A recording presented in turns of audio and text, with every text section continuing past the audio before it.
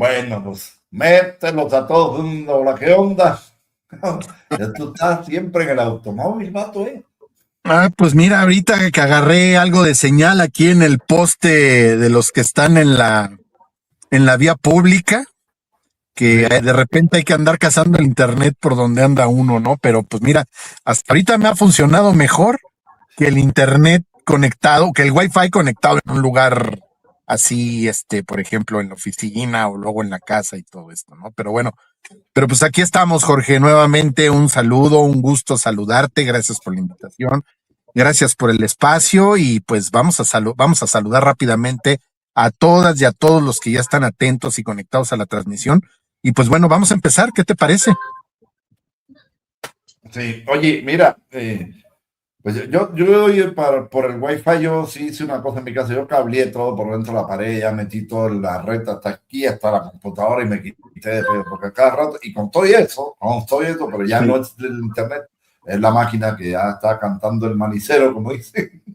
Pero bueno, estábamos ahorita con Rafa, me quedé haber ido a hacer el cambio, pues hacer la afinación. Debe haber ido a hacer cambio de líquidos, pero estábamos hablando de los traidores mexicanos, de los que quieren que a México le vaya mal. Fíjate, de esos que quieren quedarse ciego por verte tuerto, de esos miserables que no tienen patria, dice, muy buenas noches a todos, okay. Que no tienen patria, que no quieren, no tienen nada que ver, ningún tipo de arraigo con este país, y se dicen que van por México, y se dicen que luchan por México, que luchan por los mexicanos. Es una gran mentira. Claro. Son unos vendidos, unos apatrias, unos pro-yanqui, unos de estos tipos que tienen el síndrome, yo digo el síndrome del colonizado, que todavía no se acaban de quitar la bota del cuello, tienen la marca acá atrás que dice Made in USA. Entonces, está lleno el país de esos, y yo lo veo, y todos los días veo sus comentarios. Yo ya me salí de X porque, ¿verdad? Es enfermarte del coraje y de la rabia que te da ver a toda la bola de miserables, eso. Pero en el chat, aquí mismo, diputados, aquí uno que yo le puse el neandertal, que ya todo el mundo lo pone como un neandertal, porque es un neandertal el güey. Hablando de que el país está destrozado y que sí debían entrar las tropas norteamericanas. Y tú dices, bueno, ¿qué onda con ese? Este vato cree que no le van a matar a la familia, a los gringos. Este vato cree que los gringos no se van a quedar con sus negocios, con sus recursos naturales. Este no cree. Son tan cínicos que le van a echar la culpa a Morena también. Sí, el misil explotó ahí porque lo desvió Morena. Sí, no, fue Morena. No, neta. No, ya le echaron la culpa al Frente Frío que entró por Chihuahua ayer, que nos puso una chinga aquí. Sabroso, estaba cayendo aguanieve en la mañana, estuvo el día para la chingada, todo el día. Se me jodió el internet, bueno, no pude entrar ayer. Y entonces, todo es culpa de Morena, todo es culpa de los chairos, todo es culpa de los zurdos de mierda, porque además ni siquiera tienen argumentos para decir, para rebatir. Cuando hablan de Venezuela, hablan con odio. Toda la filosofía de la derecha, Rafa, y voy contigo, toda la filosofía de la derecha está basada en el odio. Sí, está basada en el odio, y hay que decirlo. Mira, es interesante, hay que ver todo lo que hemos vivido desde la llegada de Trump. Llega Donald Trump diciendo vamos a hacer que Estados Unidos se le respete, sea la nación y la potencia y que todo mundo, etcétera, etcétera. ¿Y qué empieza? Con el tema de narcoterrorismo. ¿Y qué fue? Empezó esta narrativa. Acuérdense qué decía Meco Cortés, qué decía Lili Telles, qué decía Alito, qué decía Anaya, ¿eh?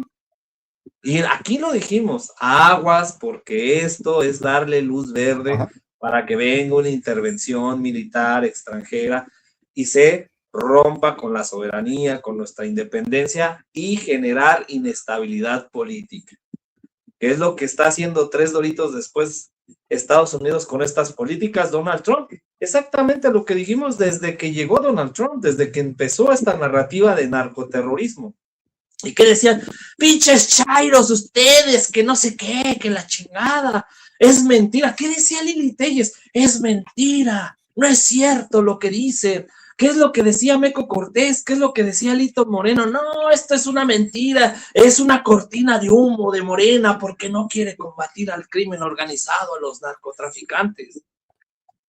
No se han dado cuenta de los resultados y no se han dado cuenta de todo lo que está haciendo desde que llegó López Obrador y ahorita con la presidenta, que hay que decirlo, la presidenta le dio un giro y reforzó la seguridad en nuestro país.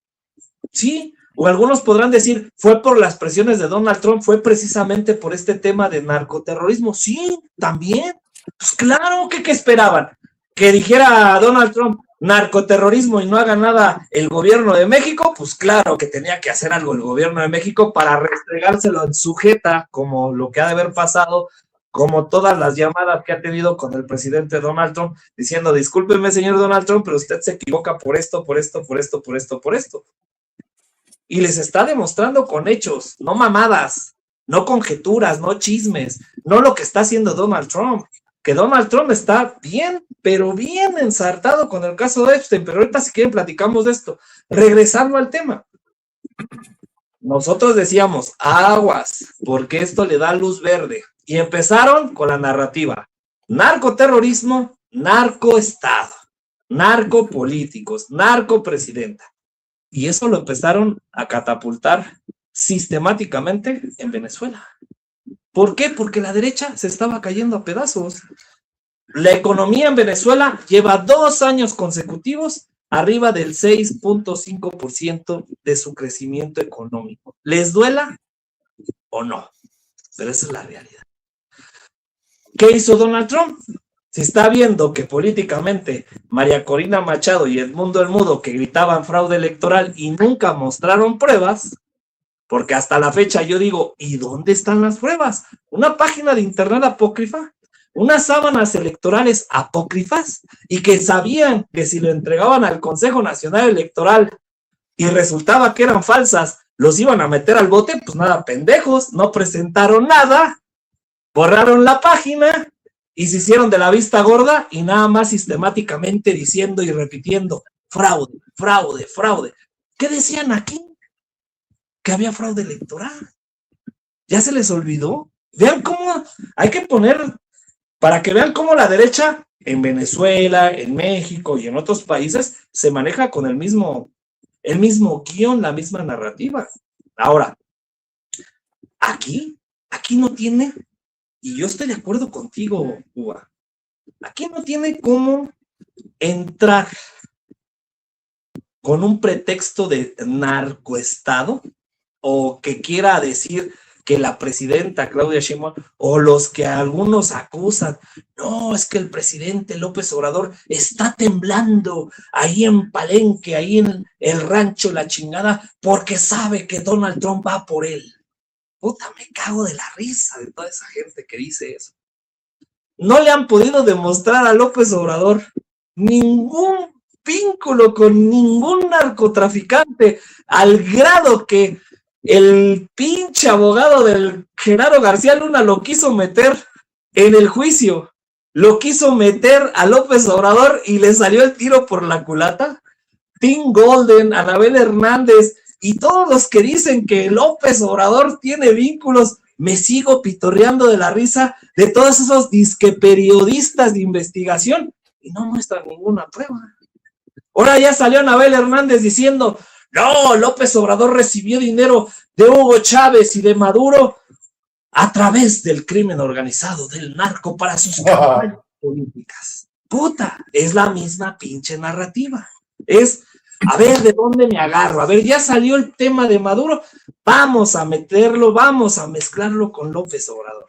No pueden superar a López Obrador, no pueden superar a AMLO, porque saben que tienen que tumbar a ese líder moral, a ese pilar, que es la cuarta transformación que se llama Andrés Manuel.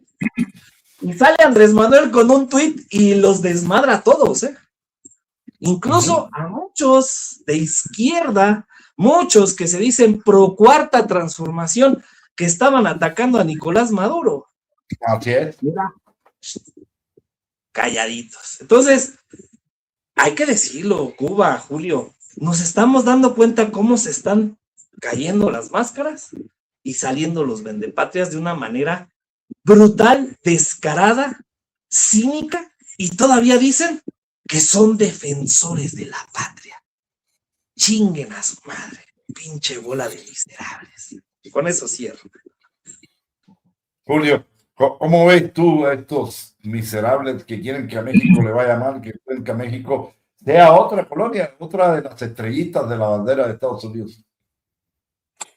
Bueno, aquí hemos hablado muchas veces, hemos platicado, creo que todos tenemos amplio conocimiento de lo que es o de lo que significa el ser malinchista, ¿no?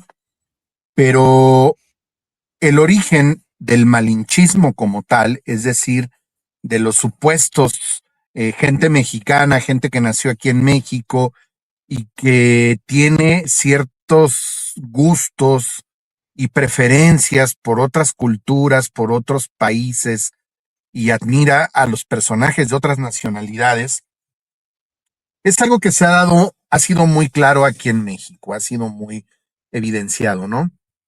Y para no repetir como cosas que ya mencionó Rafa, que estoy completamente de acuerdo, eh, aquí nos vamos a enfocar, bueno, yo más bien me voy a enfocar en lo que es el pensamiento como tal de las personas. Y luego se ofenden cuando yo se los he dicho, porque muchos de estos personajes tienen un pensamiento eurocéntrico. Fíjense bien, son eurocentristas. Esto quiere decir que ellos de alguna manera siempre han estado ideológicamente colonizados. Es decir, todavía prefieren o están gustosos de seguir siendo una colonia y que México siga siendo un país codependiente de alguna monarquía. Y si no fuera de una monarquía, que sea de un país que de alguna manera le pueda ser, o sea, que México sea un protectorado, o sea, que esté bajo la protección económica, militar, financiera y que administrativamente le maneje todos sus recursos naturales, un país aparentemente superior. ¿Qué es lo que pretende hacer ahorita Donald Trump con Venezuela?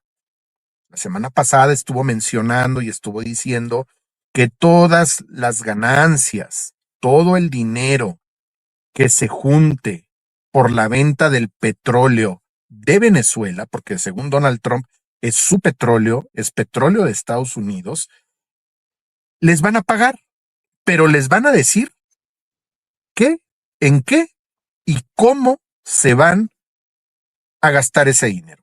Es decir, nada de que yo te pago y cómprate lo que tú quieras. No, te vas a comprar y vas a gastar el dinero en mis empresas, en mis compañías, porque yo te voy a vender tecnología, yo te voy a vender materias primas, yo te voy a vender todo lo que yo sé que tú necesitas, así que no te me alborotes, porque tú no vas a gastar tu dinero como tú quieras.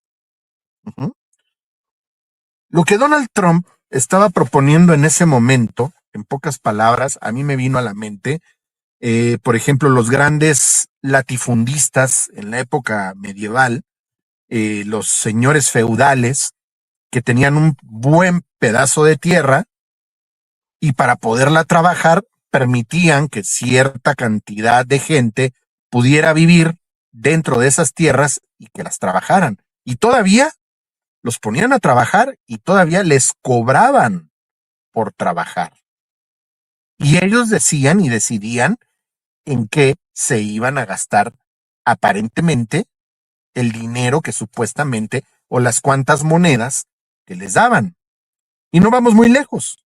A principios del siglo XX, aquí en México, los grandes terratenientes, el equivalente a los latifundistas, grandes hacendados, pues tenían igual dentro de sus terrenos, dentro de sus propiedades, tenían a familias y ellos tomaban decisiones por las familias. De hecho, en estas haciendas, estos terratenientes hasta tenían sus propias monedas equivalentes a las del Banco de la Ilusión, a las del Turista Mundial, hagan de cuenta, que no eran válidas en ningún otro lado, nada más valían dentro de la hacienda. Y los trabajadores estaban obligados nada más a comprar en la tienda de raya. Los 3, 4, 5, 6 productos que había y no más. Negocio redondo. Negocio redondo, es decir, al más puro estilo de un señor feudal o de un terrateniente en la época del porfiriato en México, Donald Trump pretende administrar los recursos del petróleo para los venezolanos, ¿no? A lo que voy. Todas estos pensamientos o estas maneras, modos y formas de operar, pues tienen que ver mucho con una postura eurocentrista, porque así es como se manejaba la economía durante el feudalismo. Y no nada más la economía, la educación. Debemos de tomar en cuenta que aquí en México muchos de estos personajes crecieron, o muchos de nosotros incluso, me incluyo, crecimos con una versión de la historia. Por eso es importante lo de las reformas educativas. Porque nosotros crecimos con unas clases de historia donde nos enseñaron la historia que escribieron o la historia que cuentan los vencedores, los españoles. Así están los libros de texto. Y no me van a dejar mentir, porque todos los que no me están escuchando, revisen, recuerden sus libros de texto. Si tienen hijos, recuerden cómo eran los libros de texto hasta no hace mucho tiempo. Entonces, era una manera de fomentar este pensamiento. En cambio, con la llegada de la Cuarta Transformación, una de las políticas educativas y políticas culturales basadas en un pensamiento y análisis crítico de la historia, es precisamente la descolonización del pensamiento, la descolonización de la economía, la descolonización de la educación, la descolonización absolutamente de todo. Es decir, que económicamente no tenemos que depender de nadie y a medida de lo posible, gradualmente tenemos que ir siendo independientes, no codependientes. En el tema de la economía. En el tema de la educación, pues ahora lo que estamos viendo, el objetivo es que efectivamente se pueda enseñar la historia, pero la historia contada por los vencidos, no por los vencedores. Por eso, cuando fueron, en el 2021 más o menos, cuando se conmemoraron en agosto, en verano de aquel entonces, el 13 de agosto, se conmemoraron fue el aniversario de la resistencia de los pueblos indígenas. No se conmemoró como el aniversario de la caída de Tenochtitlán, que así no lo habían enseñado y así se conmemoraba. Son los tantos años de la caída de Tenochtitlán. Y no, a partir del 2021 se cambió y ahora se conmemoran los tantos años de la resistencia de los pueblos indígenas. Tan así que el famoso árbol de la noche triste, donde fue a llorar por su derrota Hernán Cortés, se le llama como el árbol de la noche triste. Así se le manejó mucho tiempo. Pues en ese mismo año también se le cambió el nombre y ahí está la placa. Dejó de llamarse el árbol de la noche triste para empezarse a llamar el árbol de la noche victoriosa. Entonces, aquí estamos viendo cómo gradualmente o poco a poco se está trabajando, pues, desde el punto de vista o desde un marco referencial histórico, ideológico y ético, se está planteando un proceso de descolonización de la educación, de descolonización del pensamiento. Ya hablé ahorita de lo que viene siendo la descolonización de la economía y así podemos aplicarlo. Y prácticamente esos son los principios éticos y morales con bases históricas para lo que viene siendo la Cuarta Transformación, lo que viene siendo la revolución de las conciencias y lo que viene siendo en sí, como tal, el humanismo mexicano. Y conforme vamos avanzando o te empiezan a desarrollar estos planteamientos, Y la pues nos batalla encontramos con un cultural. montón de personas. La batalla cultural, exactamente, Rafa, tienes razón. Nos encontramos a muchos personajes que pues tienen todavía este pensamiento que por lo general son los conservadores, son personas nada en contra de los que sean creyentes. De hecho, de este lado hay mucha gente que también es creyente y se respeta, pero hay personajes que son como los cristeros durante la primera mitad del siglo XX aquí en México. O sea, son o como los personajes que se resistían a la reforma en la época de Juárez, ¿no? Ese tipo de conservadores. Y todos ellos han estado encumbrando todavía un pensamiento, se siguen arraigando a sus costumbres, a su ideología, a sus tradiciones, a sus maneras y formas de pensar, pero lo único que les está generando cada vez es más odio y más rencor a todas las personas que no tenemos un pensamiento como ellos, que no tenemos un proceder o un actuar como ellos, ¿no? Entonces, esto es un fenómeno muy interesante que se refleja mucho en las redes sociales. Tú acabas de decir, Cuba, que ya te diste de baja de Twitter. No eres el único. Yo he visto mucha gente que ya prácticamente canceló sus cuentas, precisamente por todo el discurso, por toda la parafernalia que sucede ahí en el debate, en los agarrones y todo esto, ¿no? Bueno, entre comillas, debate público, por decirlo así, ¿no? Pero debemos de considerar que esa es una red social desde el principio completamente facha, completamente conservadora, ¿no? Entonces, que no nos extrañe que muchos de estos personajes, Está ahora sí que se contaminada. encuentren dentro de esta red sociodigital y los vamos a encontrar en otras redes sociales también, ¿no? Y yo en lo personal, mira, he aprendido a tener la piel muy gruesa y la verdad, ni me engancho con estos personajes.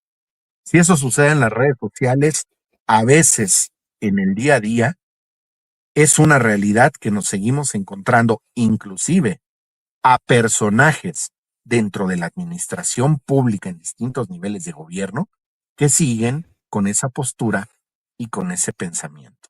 Ujú. En las empresas, tú lo acabas de mencionar, lo que decías del banco, con lo que le pasó a tu sobrino y todo esto, pues es que son personajes que siguen todavía con una mente colonizada. Y muchos de estos le siguen apostando a ser codependientes de un país o de un ente que económicamente sea superior, que ellos lo consideren superior. Ahí lo dejo. Sí, y ahorita platicábamos en el programa anterior de las consecuencias de lo que traería para, Ujú. no solo para México, más bien para Estados Unidos, ¿eh? Una Claro. intervención o una agresión de Estados Unidos a México, porque lo primero que se jodería es la cadena de suministro y es muy grande el intercambio, son miles y miles de millones de dólares lo que se intercambia, lo que pasa de frontera a frontera, la cantidad de empresas norteamericanas que hay en México, las maquilas, las fábricas, la maquila está llena, Chihuahua, todo el norte, de aviación, de automóviles, de lo que tú quieras y mandes. Pero no solo eso, en la agroindustria, cuántos productos mexicanos llegan a los Estados Unidos, cuánto aguacate ahí llega a Estados Unidos, cuánto limón, cuánto todo, tomate. Entonces, yo creo que Estados Unidos tiene que pensarla muy bien. Y lo otro, Rafa, lo que platicamos, 3.000 kilómetros de frontera, que no está peladita, ¿eh? No está ¿No? peladita controlar 3.000, aunque sean el ejército más grande del mundo, se haría porosa de a madre la frontera y se le metería por ahí lo que tú quieras, mi querido Rafa. Va a ser muy importante los parámetros que ya el Congreso de Estados Unidos ya le está poniendo ciertos saltos a Donald Trump.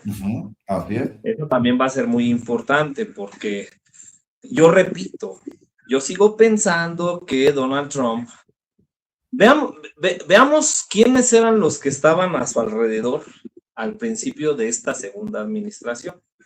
Elon Musk y ciertos personajes. Algunos ya no están. Otros no han tenido peso en su administración. Pero hay otros que por debajo del agua, en lo oscurito, le están haciendo ese canto de las sirenas que tanto representa el tuit que dice López Obrador. Yo sigo resaltando esto, porque a mí sí me preocupa Cuba, pero también puedo entender que es parte de la narrativa y es parte de su desesperación de lo que se le puede venir más adelante con el caso Epstein. Pero que él va a seguir metiendo presión. Hoy dice que no le interesa el TEMEC, cuando hay que recordar quién puso sobre la mesa el que viniera una reconfiguración del Telecán al TEMEC fue el mismo Donald Trump. Quien puso sobre la mesa, cuando estaba todavía Peña Nieto, Justin Trudeau y el mismo Donald Trump, de decir, vamos a revisar el tratado para fortalecerlo, y él lo puso hasta incluso como bandera de éxito. Acuérdense, entre 2018 para 2019. Llega Andrés Manuel López Obrador y acuérdense que López Obrador hasta dijo, con ese párrafo donde Enrique Peña Nieto en el TEMEC estaba entregando todos los recursos naturales, el petróleo, las tierras raras, etcétera, a los gringos, y dijo Andrés Manuel, ni madres, es más, hasta López Obrador dijo, si no lo quitan, no hay TEMEC. Y en ese entonces, Donald Trump cedió, dijo, no, porque esta es mi bandera de éxito. Entonces, aunque diga ahorita Donald Trump que no le interesa el TEMEC, eso es para meter presión, generar especulación, para decir, yo no necesito a México, ni necesito a Canadá, a ellos sí les interesa, a nosotros no. Porque, ¿qué fue lo que dijo hoy? No sé si tenga el video, Marve, pero ¿qué fue lo que dijo hoy? Es irrelevante. Se tienen que hacer los productos en Estados Unidos, o sea, ya no comprarle a México, ya no comprarle a Canadá, sino que él sigue el mismo sistema de que se tienen que abrir y se tienen que hacer y se tienen que trabajar en Estados Unidos.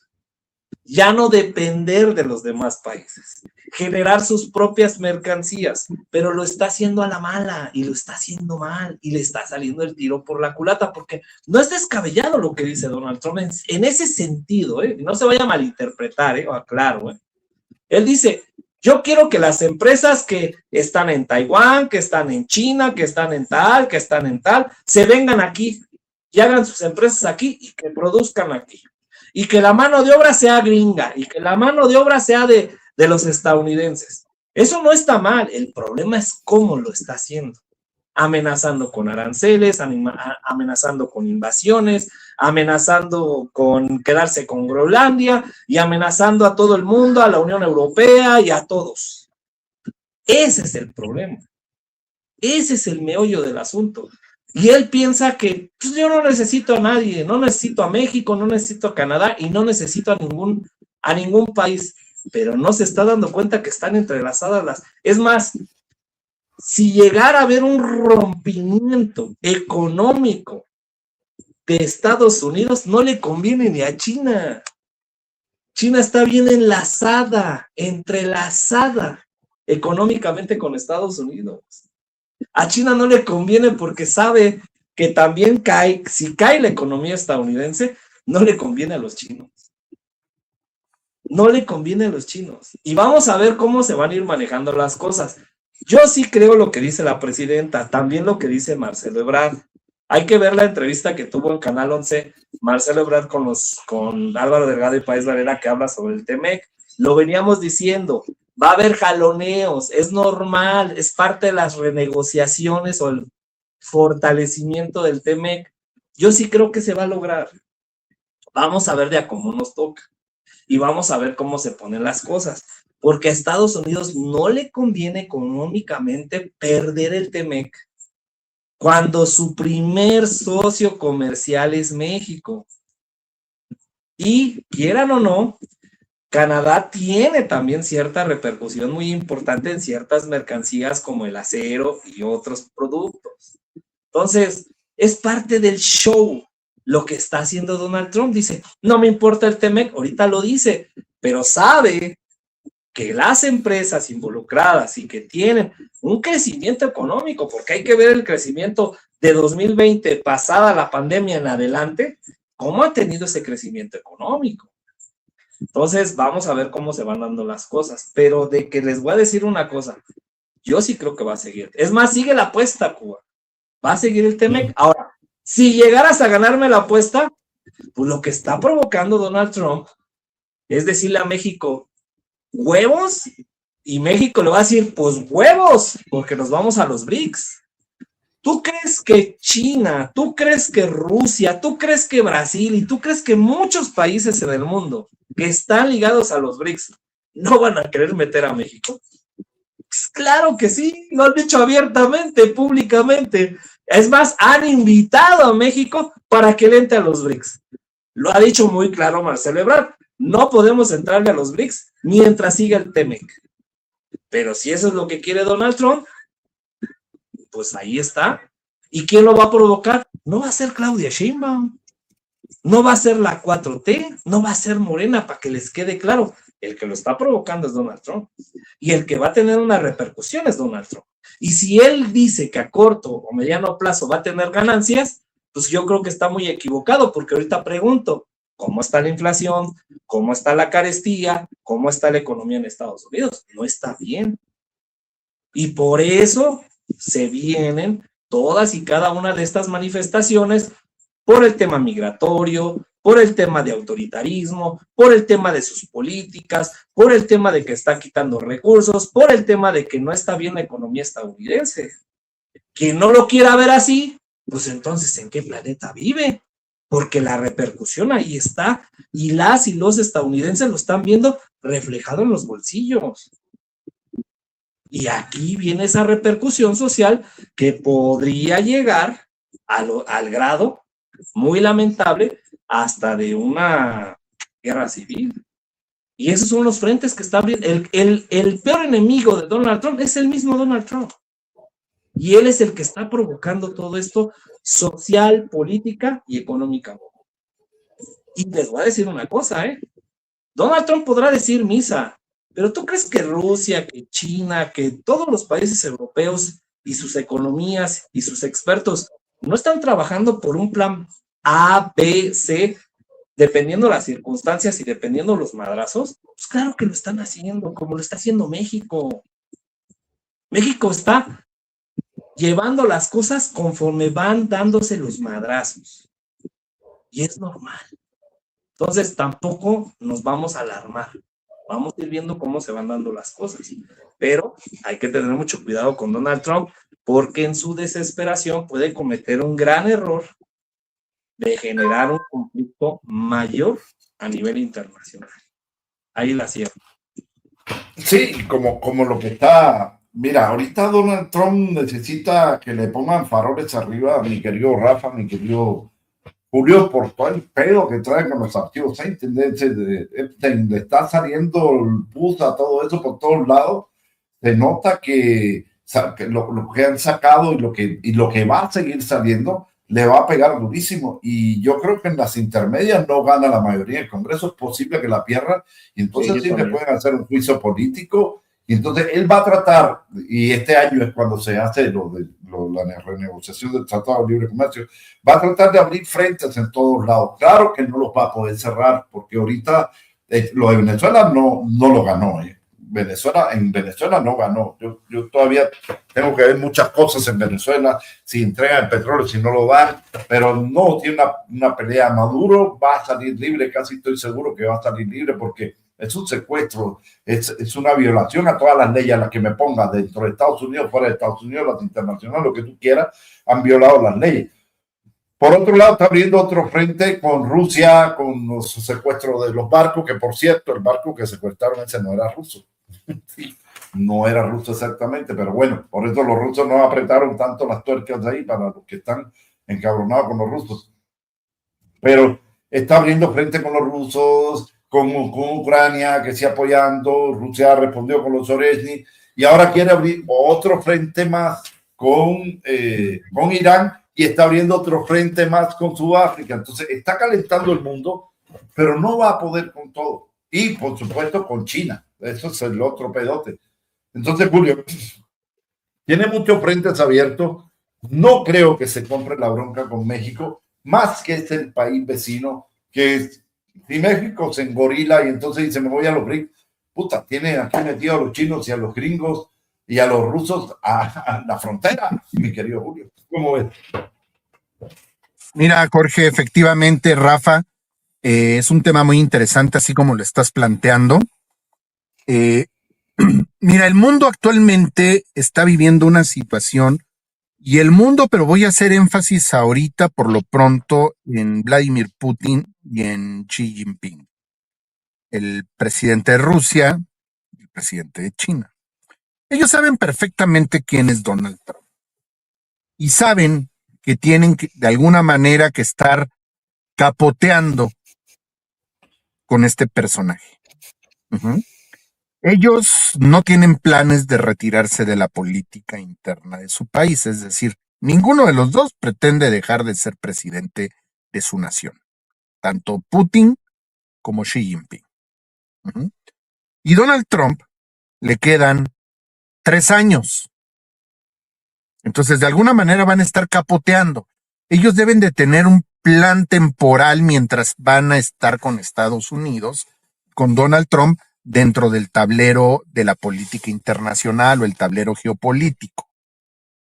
Pero ellos seguramente tienen planes a un mayor largo plazo, porque efectivamente este año Donald Trump va a ser, bueno, en Estados Unidos vienen unas elecciones parlamentarias intermedias hasta noviembre, donde es muy probable que pierda gran parte de los puestos en el Congreso. Es decir, que la mayoría de los congresistas sean demócratas y los republicanos se conviertan en una minoría. Yo sé que eso no va a ser el mejor escenario político quizás para Estados Unidos, si lo vemos desde el punto de vista de la política bipartidista norteamericana, que es el equivalente al PRI y al PAN y al PAN y al PRI. Es lo mismo. Pero ahorita no hay de otra. No hay de otra. Y estos personajes que pueden llegar a ser mayoría en las cámaras o en el Congreso, pues van a tener la capacidad jurídica, de acuerdo a la Constitución de Estados Unidos, de poder frenar ciertas iniciativas de Donald Trump. Sería como el equivalente a medianamente amarrarle las manos, ¿ok? A frenarlo un poco. Entonces creo que ese es un punto muy importante para todo el mundo, inclusive para México, ¿ok? Otro punto muy importante para México, de alguna manera, es el Mundial. Yo en lo personal, voy a ser honesto, yo no soy futbolero. A mí me da igual el fútbol soccer, o sea, no soy aficionado al fútbol soccer, respeto quien sí lo sea, pero reconozco y sé la importancia de lo que significa un mundial de fútbol. Y México es el país en toda la historia de los mundiales de fútbol que va a ser por tercera ocasión sede de un mundial. Y este mundial es el primer mundial que se va a jugar de esta manera. Que ojo, esto no lo decidió Andrés Manuel, esto no lo decidió Claudia, esto es una herencia desde el sexenio de Peña Nieto, si más no me equivoco. Pero bueno, es un mundial regional y vamos a tener, o Estados Unidos va a tener, los ojos del mundo. ¿Qué le vale? Porque con su Gestapo, creo que todos los días desde que llegó Donald Trump hemos visto cualquier cantidad de imágenes donde sus agentes del ICE, sus cazarrecompensas, porque esos son, les dan una placa y estos cuates se compran todo en Amazon. Van a las tiendas donde venden las armas y se compran las armas, pero son cazarrecompensas, es gente que se alquila como cazarrecompensas. No todos son trabajadores del departamento del presupuesto. ¿Mande? Con el dinero del presupuesto. De las claro, contribuyentes, además. No, claro. Ahora, eso ha sido históricamente en Estados Unidos, el tema de los cazarrecompensas. Muchas veces los mismos cuatreros, los mismos robabancos y todo esto, pues cuando no tenían ingresos por ese lado, o sea, los delincuentes mismos se alquilaban como cazarrecompensas. Entonces estamos viendo que está sucediendo exactamente lo mismo. Y bueno, con estas acciones que están tomando estos personajes, pues ahorita estamos viendo que en Estados Unidos hay mucha gente que está cancelando la venta de la compra de sus boletos. 25,000. O hay mucha gente que los está revendiendo porque no quieren participar en el mundial por todo esto. No quieren no quieren, o sea, es una manera también de protestar, aparte de los costos excesivos de este mundial. Y tomando en cuenta que la FIFA, yo no sé qué onda con la FIFA, pero bueno, se me hace una atrocidad, o sea, darle, o sea, super salameros, el darle un premio de la paz de la FIFA, cuando la FIFA había entregado un premio de la paz. Pero bueno, está el asunto del mundial. Y número 3, está la renegociación del Tratado de Libre Comercio, que ahorita está amenazando con que por ahí, ya ahora, como ya vio que militarmente no puede intervenir con México, ahora viene a hacerlo comercialmente. Pero dentro del Tratado de Libre Comercio, todas las naciones del mundo están interesadas en que México pueda renegociar ese tratado para América del Norte, para poder seguir haciendo negocios con América del Norte cuando se vaya Donald Trump. Entonces aquí México está jugando un papel muy importante. Ahora, si vemos, y voy a recordar algo que sucedió exactamente el 12 de enero de hace un año. El 12 de enero del 2025, si ustedes se acuerdan, corríjanme si me equivoco, la presidenta Claudia Sheinbaum nos convocó a una asamblea pública en el Zócalo capitalino, donde nos reunimos ya no sé cuántos, pero fuimos más de 300, 400,000 personas. Hubo mucha gente.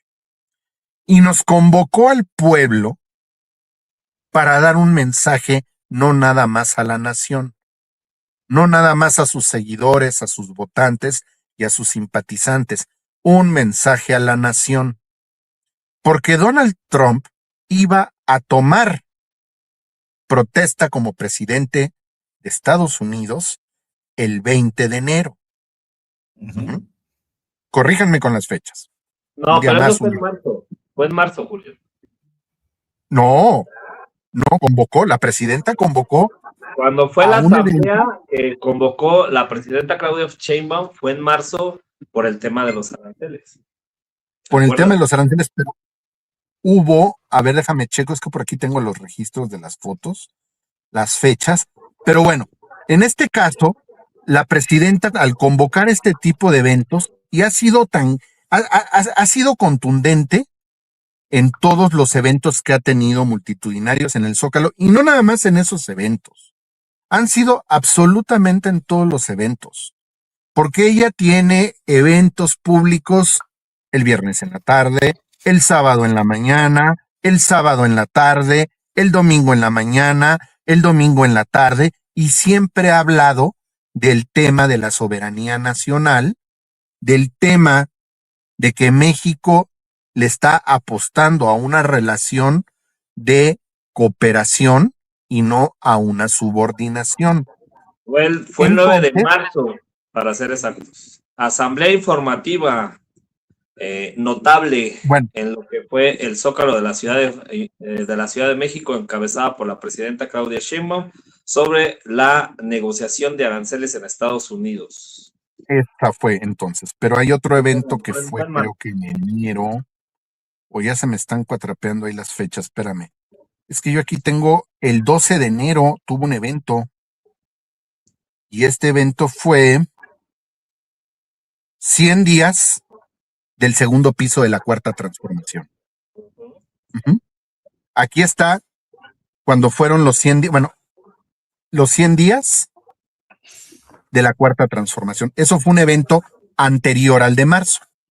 Y ahí mismo también, yo recuerdo, les digo porque pues me tocó estar ahí también, ahí empezó a anticipar y ahí empezó a hablar acerca de la defensa de la soberanía nacional, que se venían tiempos difíciles, que Donald Trump, el tema de los aranceles y todo esto, ¿no? Es decir, y gracias por la corrección, Rafa, pero aún así aquí estamos viendo una Claudia Sheinbaum que se está previniendo tanto aún antes de la toma de posesión de Donald Trump, dando un mensaje a la nación en estos 100 días de su gobierno y después, en esta asamblea,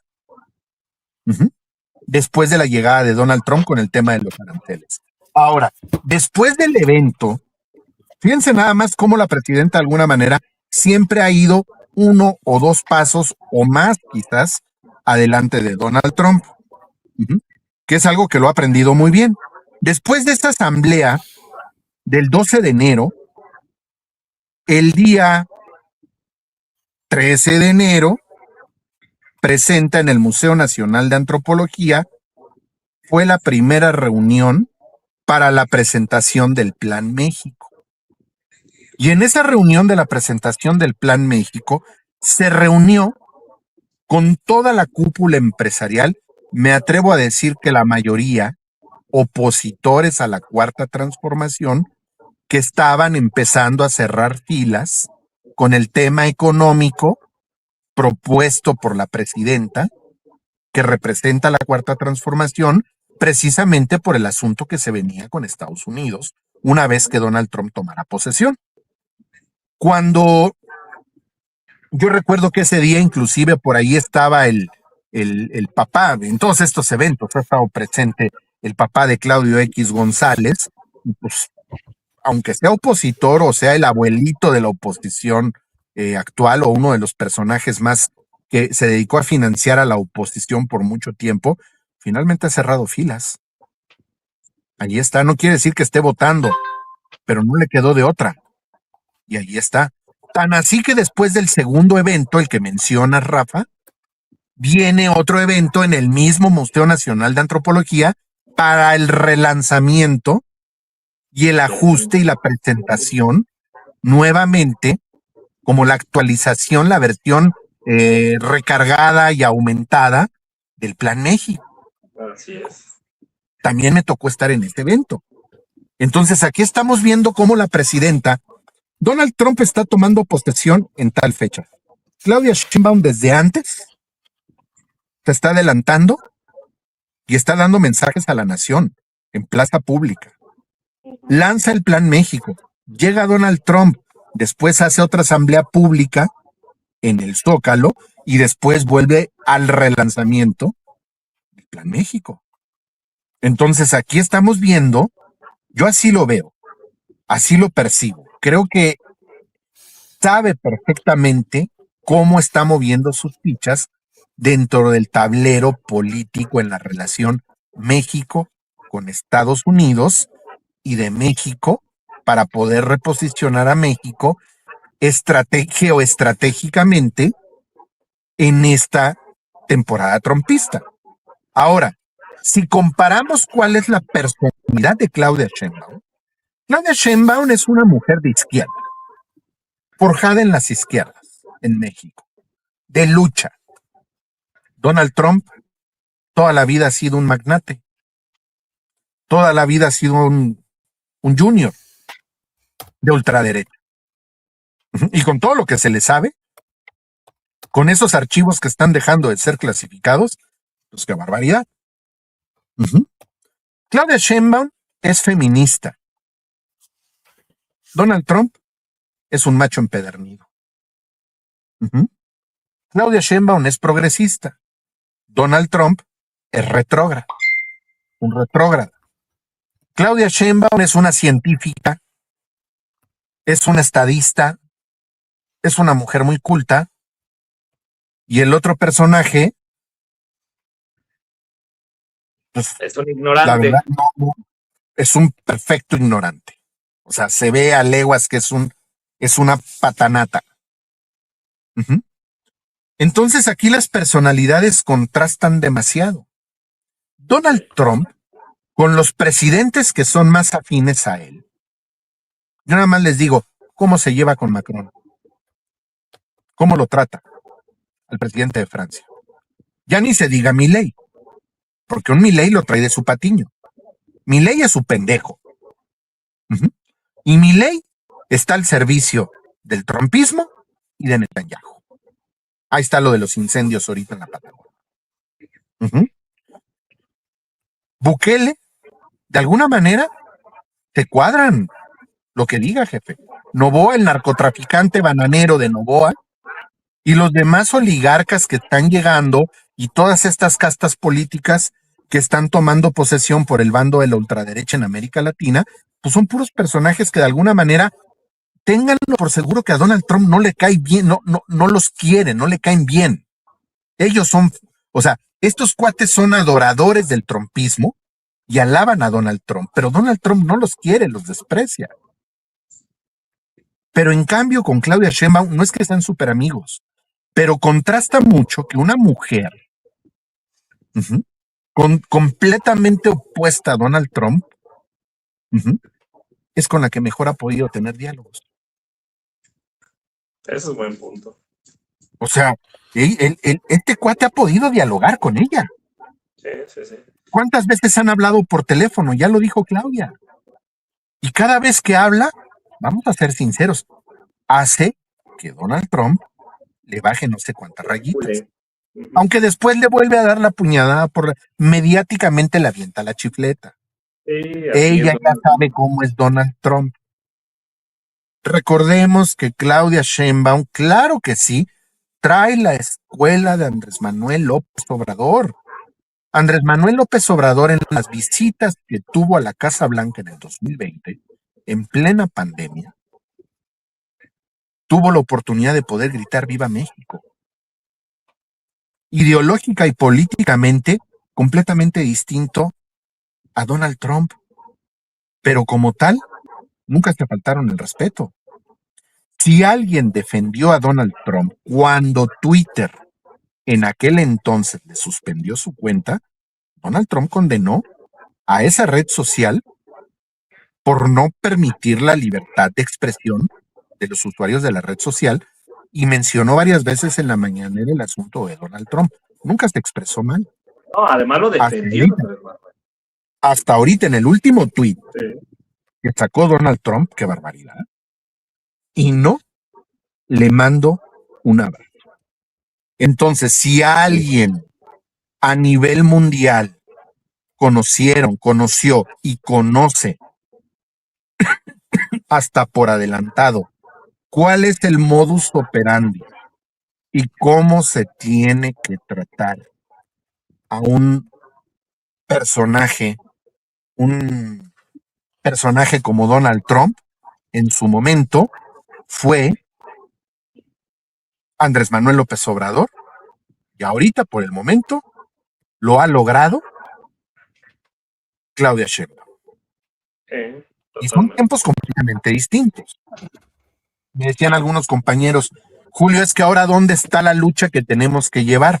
Antes la lucha que teníamos como activistas era en contra de la derecha, aquí en México.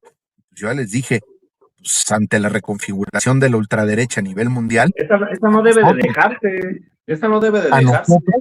La lucha es con la derecha internacional. No, local e internacional. La local también. Mira, la local son los patines. Mira, ¿qué pasa con la derecha a nivel nacional? Hay tontos útiles.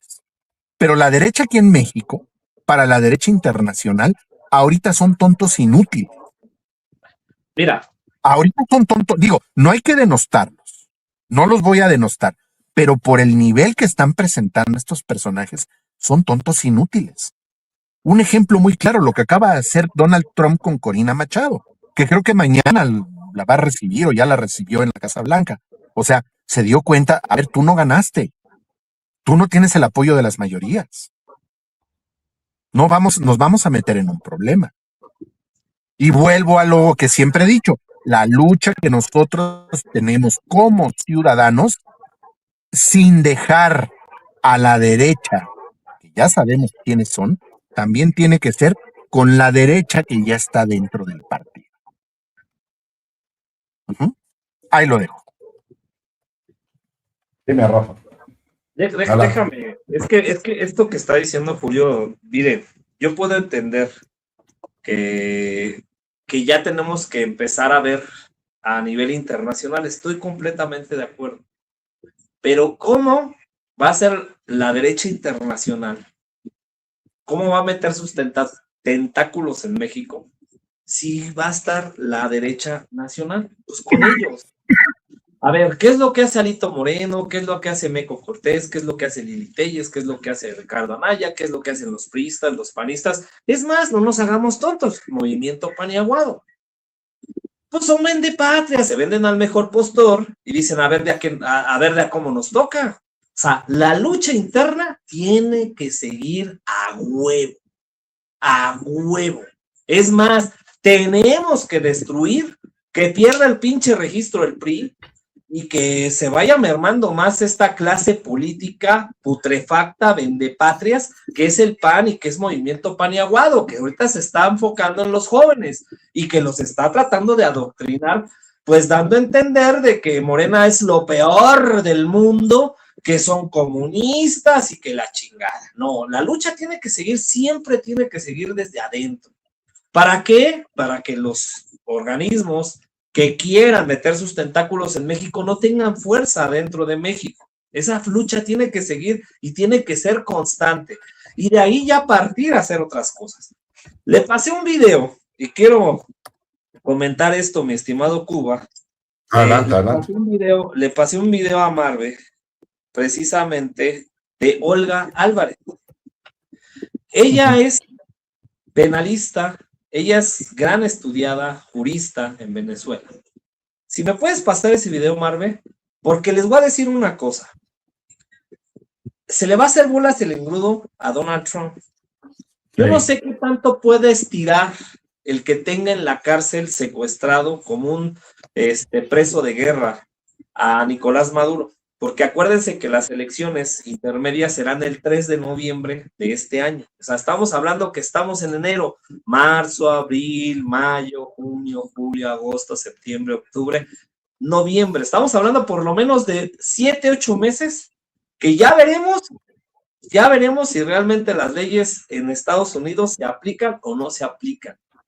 Porque si sale libre Nicolás Maduro, y resulta que todo esto fue un pinche show de Donald Trump para quedarse con el petróleo, que eso queda innegable, y que sabemos que lo hizo y se quitó la máscara. Yo pregunto, ¿cómo van a ser las intermedias? ¿Quién va a votar por él? Y ahí es donde se tiene que dar cuenta las y los latinoamericanos que todavía le creen a Donald Trump, que están siendo perseguidos por Donald Trump y que les está poniendo la bota en el cuello y que todavía se siguen creyendo que Donald Trump los va a salvar. Ahí están los videos de venezolanas y venezolanos que se fueron a manifestar diciendo qué bueno que Donald Trump nos quitó a Maduro y quitó la dictadura, y 3 doritos después estaban ahí en la migra. Chequen lo que dice, si me ayuda mi queridísima Marve, lo que dice la jurista Álvarez en Venezuela. Ahí les va.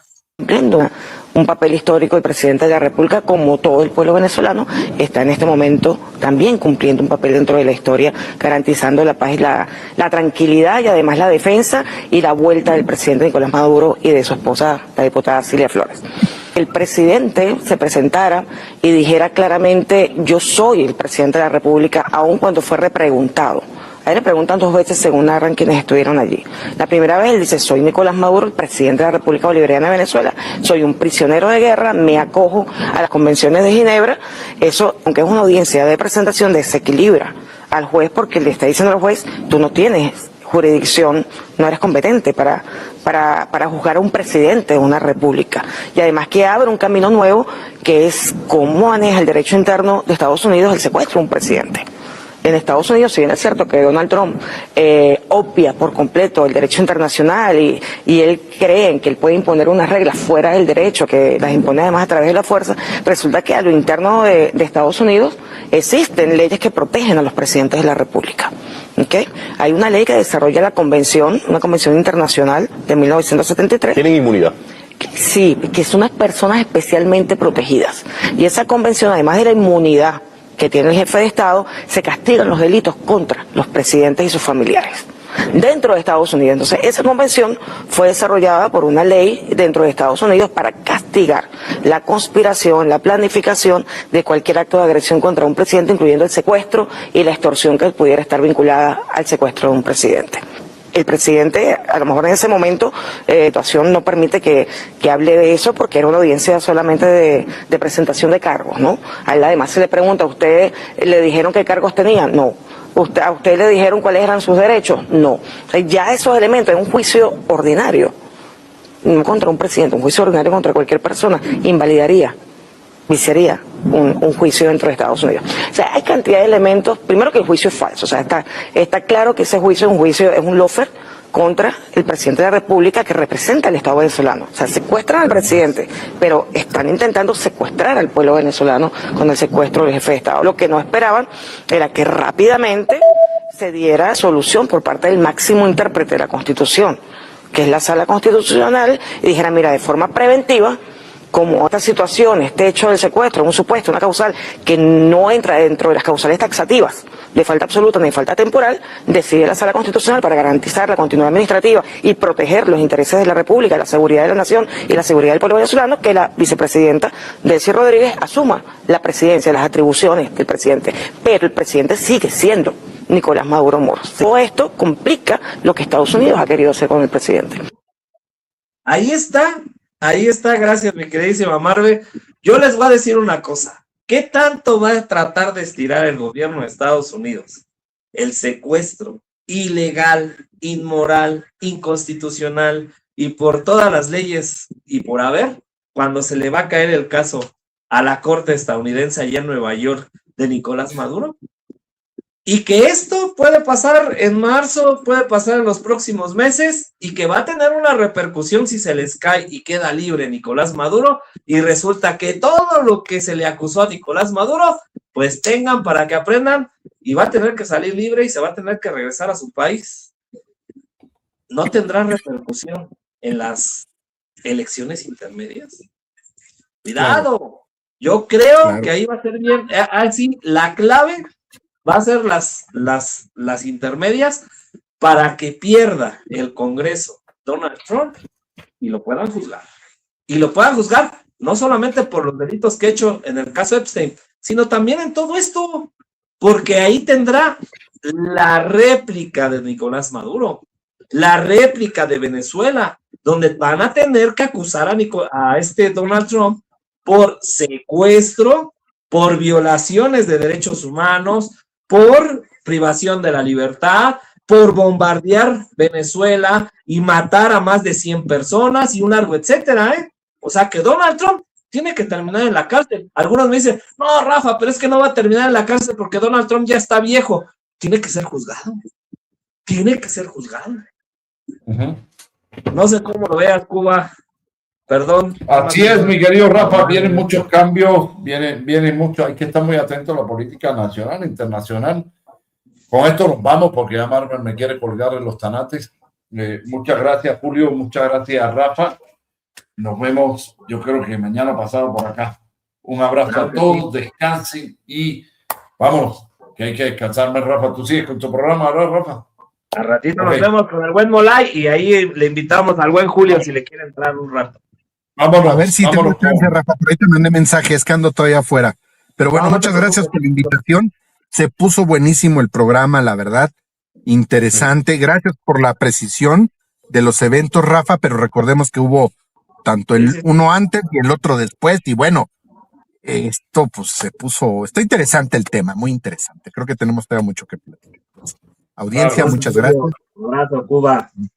Y gracias. Nos vemos. Descansen. Vámonos, Marvel. Que ya lo vieron. Buenas noches.